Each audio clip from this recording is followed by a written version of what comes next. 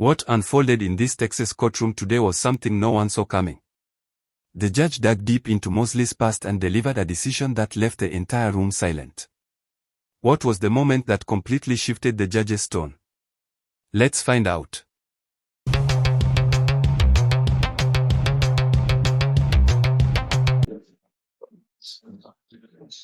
And we now call 24 CR 1683, the state of Texas versus Jamal Gregory Mosley. That is you.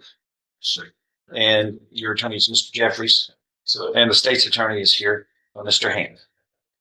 You've seen he's already left. Somebody will be here. Earlier, you pleaded guilty to third-degree felony of unlawful possession of a firearm by a previous convicted felon, previously being convicted as a felon. A pre-sentence report has been prepared. Have the parties had an opportunity to review it? And are there any corrections or changes to it? State. From state and defense. Reviewed it, no correction, John. All right, it will be made a part of the record for all purposes. And again, the agreement is a cap of 5 years in prison for this third-degree felony. So you were looking at no less than 2 nor more than 5 years confined in prison. Deferred or unadjudicated probation can be assessed, and I guess regular probation as well. So I have a couple of things here that I received, including what's called a letter on a character reference for Mr. Mosley, and it was signed by Reverend, is it Houston? Yeah, Houston. At Ebenezer Baptist Church, and that speaks on your behalf and good things. And then you work at the oil change place? Okay, I guess the manager there. And that's in Brookshire, Texas, isn't it? Yes. And it's also is a reference, a good reference on your behalf. And I highlighted a couple of things that I wanted to touch base on. Felony. We got a illegal possession of drugs with intent to distribute out of Jefferson Parish in 2021. And you were placed on probation for that, correct? Yes. Was that probation ever revoked? No. Also, illegal carrying a weapon with controlled substances was a second case out of that event. You also received probation there. And so I guess those two were not revoked, but it looks like you were convicted, even though you weren't sent to prison. And that's your criminal history. Okay. Go ahead. Cap of 5 years. And I'll let the defense speak, and then the state can speak. Go ahead. Your Honor, Mr. Mosley has pled guilty. He's taken responsibility for his actions, and he offers no explanation as far as or excuses, rather. He knows that the possession of marijuana is wrong. He knows that having a weapon was wrong, and he's looking for an opportunity to grow as an individual and as a citizen. His legal issues stem more so from marijuana issues. He has no violent tendencies. He's not a violent person. There's no propensity for violence in his record. And I understand the state's position of not wanting repeat offenders with firearms and the possibility for violence that stems from that. But Mr. Mosley sets himself apart from that, in that there is no violent tendencies with him. He struggles with marijuana use, and that's something that we have to address. The PSI that was conducted recognized that he's a low risk on probation and offers or recommends a significant amount of community service, some programming, some counseling, some curfew, all things that Mr. Mosley would not object to in any way. And he has a good support system in place that is now very aware of his issues, including the church family, and including his parents, which are here today to support him, and other ancillary members of the family. And also he recognizes that his behavior directly affects his 7-year-old child. And then that child looks up to him and looks up for guidance and example. And he understands that the past has not been a great reflection on how to behave. And he's asking the board to give him an opportunity to come and grow. Allow him the chance to care for his child while growing, while getting the treatment he needs, and while proving to this court that he can be a productive citizen. He has stable employment. He's got good work history. His primary issue is that of marijuana use, and that's something that he knows he has to get control. And he knows that moving forward, that's just strictly not an option for him. Thanks.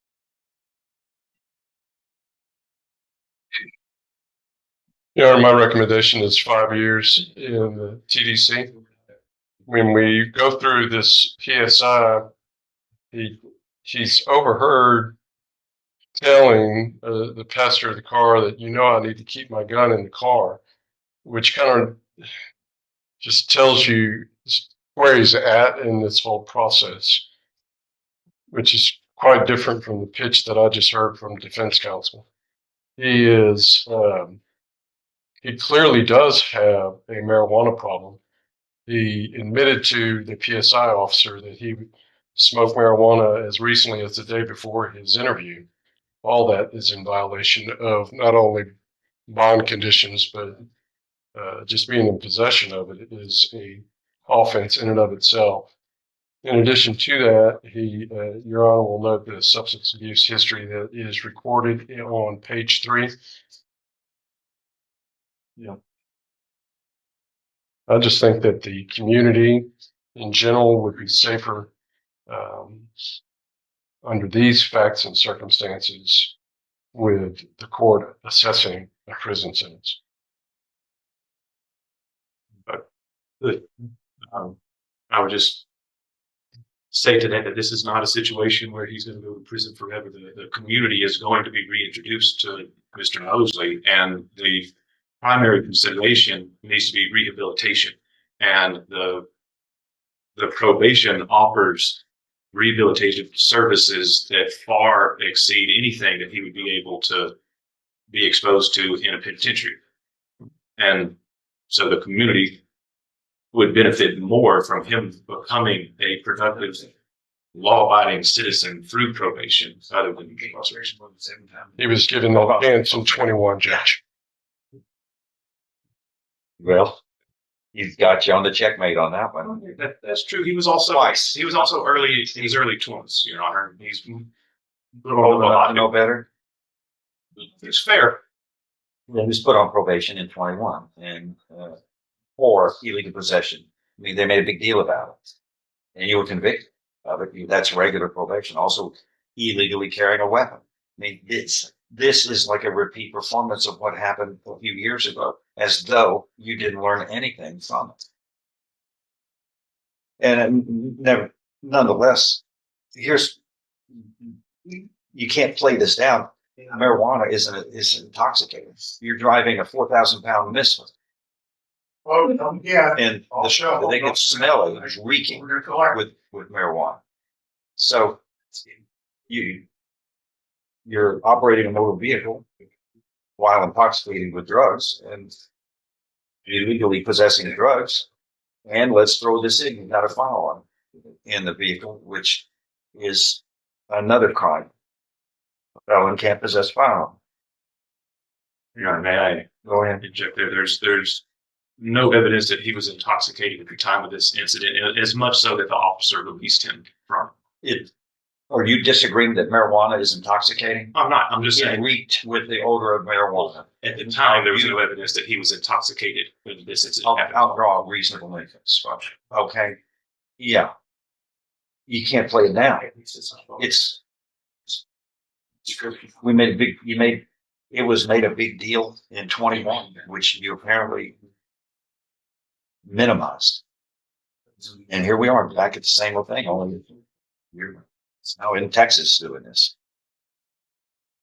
And one fact that I don't think it's been mentioned, Judge, is that the firearm was reported as a stolen firearm as well. This was 8 months after his probation ended in Louisiana that he's telling somebody that, I got to keep a gun in the car. If I honestly thought there was any reasonable chance at rehabilitation, I would join in defense's argument, but there's not. Goodness. What would you like to say, sir? Yeah, this is your chance to say something if you wish. I'd like to say something, sir. Go ahead. Moved to Texas 5 years ago, and I came out here to change my life. For the better or worse? For the better. Okay. That's what I came out here to do. When I was going home, Louisiana, I got with the weed and gun. I was going home. I was just doing something stupid, going home for no reason. Now, I don't know what you're talking about. Are you talking about in 21? so the case that's now, Okay, well, you're playing it down. I mean, you're committing crimes. But you were convicted of the same type of behavior. Those actions have consequences to them. Didn't you learn from that lesson when they placed you on probation, regular probation? I mean, you were convicted, so it has consequences. So why would you come over here and do the same thing? Especially when you have a family at home, right? I was hearing something about the child. Well, you can't use a child to protect you from consequences of your behavior. I feel sorry for the child. I mean, the child. What's the best gift you can give a child? What's the greatest gift you can give your child? just being there for. Good example. Role model. So, Is this a role model? so Of course not. I just wish before you got in the car and did this, called Mr. Jeffries, even though you may not have ever known him. And he would have probably given you some good advice and led you through this. He can't. It's hard to clean up a mess that's made, especially when it's the second kind of mess that happened before. That had to get cleaned up.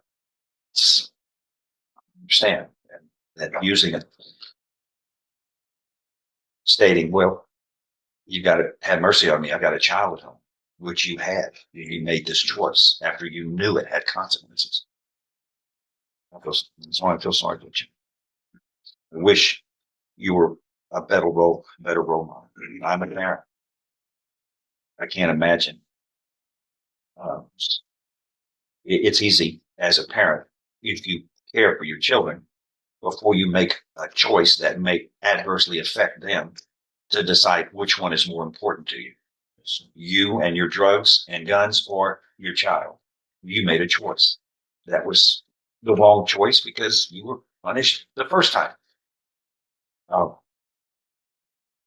Anything else? There you go. If nothing further, I'm going to find that in this case, Mr. Mosley, you have pleaded guilty voluntarily. You are mentally competent to do so. You understand and appreciate the consequences of pleading guilty.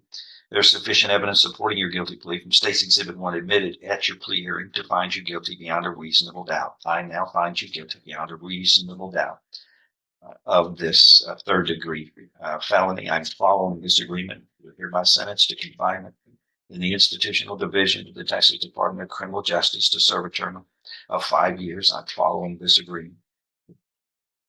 Could have been 10 years, but it's 5 years. You don't have much credit at all here. You would be given credit for any time you have served. But this is the sentence that this court feels is fair and appropriate under the circumstances, especially this being a repeat performance of the same behavior for which you were convicted before. This court has little wiggle room on this. You had your opportunity to fix all of this when you were first placed on probation for this same behavior, and now we're just moving it in another state. That's not the way to role model for your child, nor to run your own. Anything else? That is all. Yeah. is this. This verdict didn't just impact one life, it exposed the harsh reality about how long past mistakes can follow someone. If you want more real courtroom moments, intense judge reactions, and the truth behind these powerful cases, make sure to hit that subscribe button, because every case on this channel brings a new twist you won't want to miss.